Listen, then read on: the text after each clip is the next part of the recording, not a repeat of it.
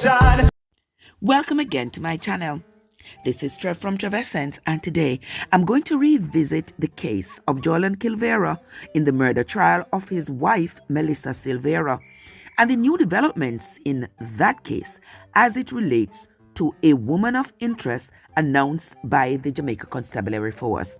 But before we do that, if you are new here, a very special welcome to you. Thank you so much for joining me.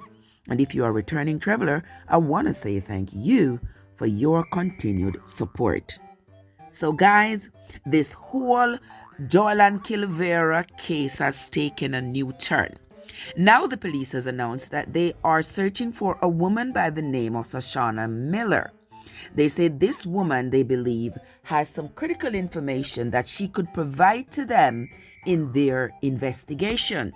Now, I don't know who is this woman or where this woman came from, but in analyzing the situation from my layman point of view, I believe that these people are up to something, and it's not something good.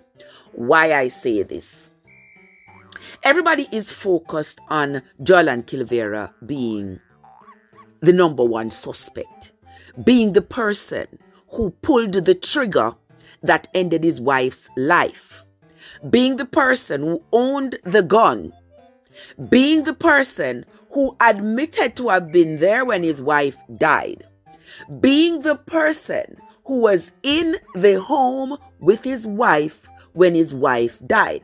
Now, all of that so far has been confirmed. But guess what? The defense for Jolan Silvera don't want you to continue focus on what is already proven. They want to now throw you off. They want now to put doubts in your mind. They want some sympathy for Silvera. They want you to now start looking in a different direction. Because when you have doubts, you will no longer definitively say, you know what, all the evidence is pointing to Silvera. You're going to start to say, well, it's a possibility that it might not be him after all. And that is the kind of doubt that wins cases in the courtroom. Now, I don't know who this woman is or what her connection is to Silvera. I've heard people on the internet say she's his side chick. She had a child by him.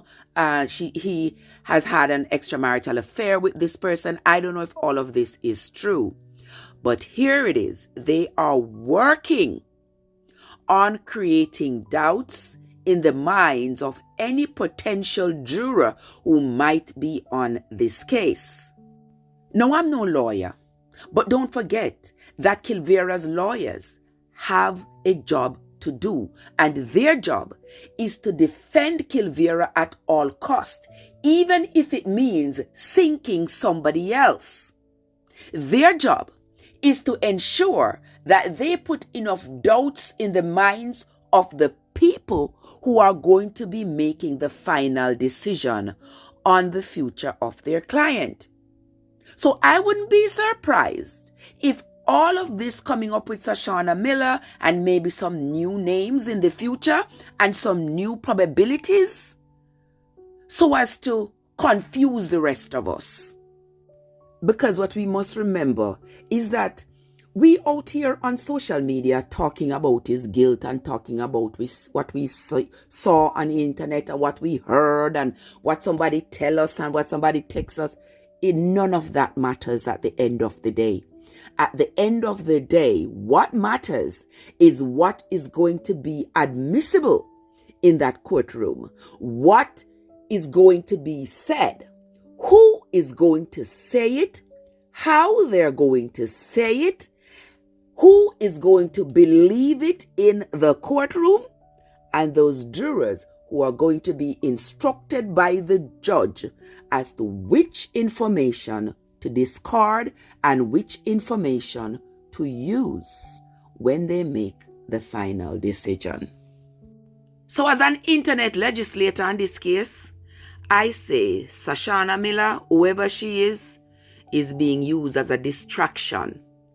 Because even if she's his side chick, and she did something to his wife, the mother of his children, why would he have any reason to cover for her?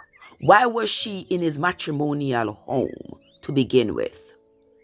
In a recording I heard one of his colleagues said he called them and told them that he found Melissa slumped over on the floor.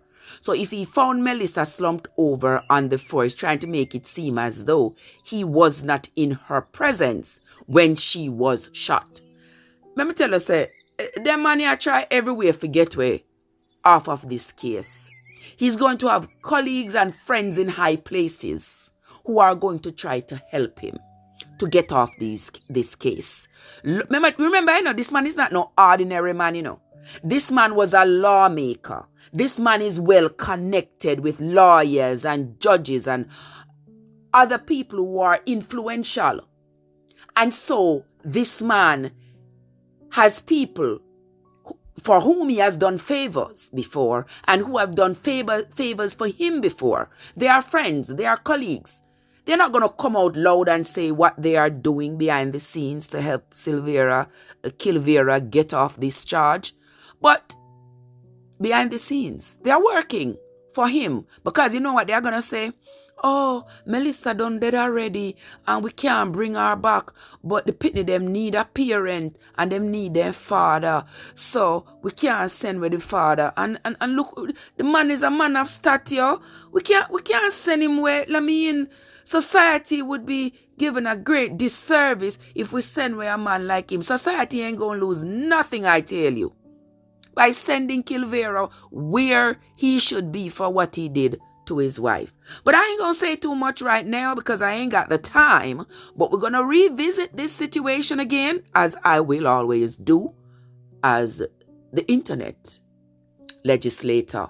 I will see you all later, guys. That's going to be it from me for today. Until next time, this is Trev from Trevessence, where your journey matters. Have a great day, guys. Father God, I'm begging you to guide me on my journey.